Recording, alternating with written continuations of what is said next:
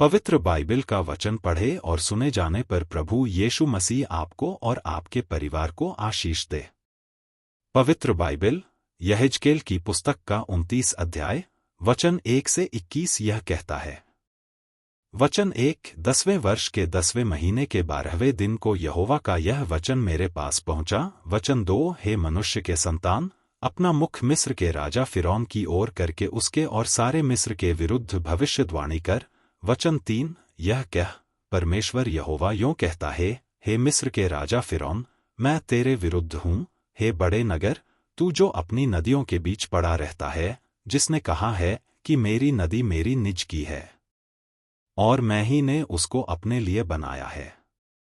वचन 4 मैं तेरे जबड़ों में आंकड़े डालूंगा और तेरी नदियों की मछलियों को तेरी खाल में चिपटाऊंगा और तेरी खाल में चिपकी हुई तेरी नदियों की सब मछलियों समेत तुझको तेरी नदियों में से निकालूंगा।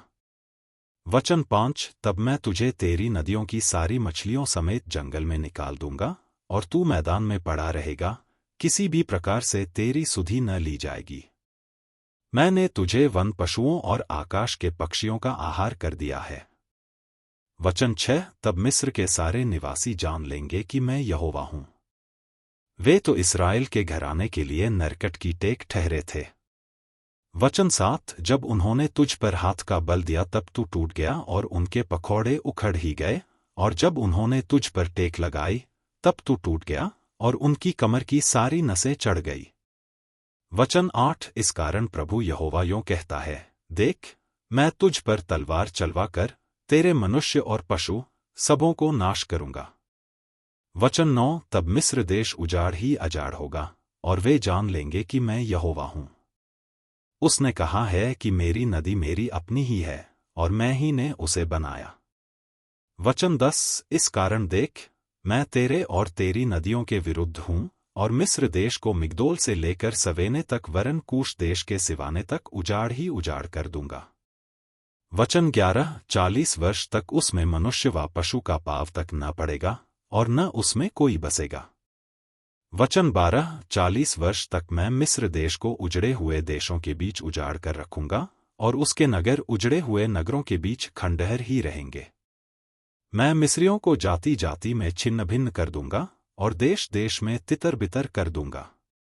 वचन 13 परमेश्वर यहोवा यों कहता है कि 40 वर्ष के बीतने पर मैं मिस्रियों को उन जातियों के बीच से इकट्ठा करूंगा जिनमें वे तितर बितर हुए। वचन 14 और मैं मिस्रियों को बंधुआई से छुड़ाकर पत्रास देश में, जो उनकी जन्मभूमि है, फिर पहुंचाऊंगा और वहां उनका छोटा सा राज्य हो जाएगा। वचन 15 वह सब राज्यों में से छोटा होगा और फिर अपना सिर और जातियों के ऊपर न उठाएगा, क्योंकि मैं मिस्रियों को ऐसा घटाऊंगा कि वे अन्य जातियों पर फिर प्रभुता न करने पाएंगे। वचन 16 और वह फिर इस्राएल के घराने के भरोसे का कारण न होगा, क्योंकि जब वे फिर उनकी ओर देखने लगें तब वे उनके अधर्म को स्मरण करेंगे और तब वे जान लेंगे कि मैं परमेश्वर यहोवा हूँ। वचन 17 फिर 27वें वर्ष के पहले महीने के पहले दिन को यहोवा का यह वचन मेरे पास पहुंचा। वचन 18 हे मनुष्य के संतान, बाबुल के राजा नबूकदनेस्सर ने सोर के घेरने में अपनी सेना से बड़ा परिश्रम कराया। हर एक का सिर चंदला हो गया और हर एक के कंधों का चमड़ा उड़ गया, तो भी उसको सोर से न तो इस बड़े परिश्रम की मजदूरी कुछ मिली और न उसकी सेना को। वचन 19 इस कारण परमेश्वर यहोवा यों कहता है, देख, मैं बाबुल के राजा नबूकदनेस्सर को मिस्र देश दूंगा और वह उसकी भीड़ को ले जाएगा और उसकी धन संपत्ति को लूटकर अपना कर लेगा, सो यही मजदूरी उसकी सेना को मिलेगी।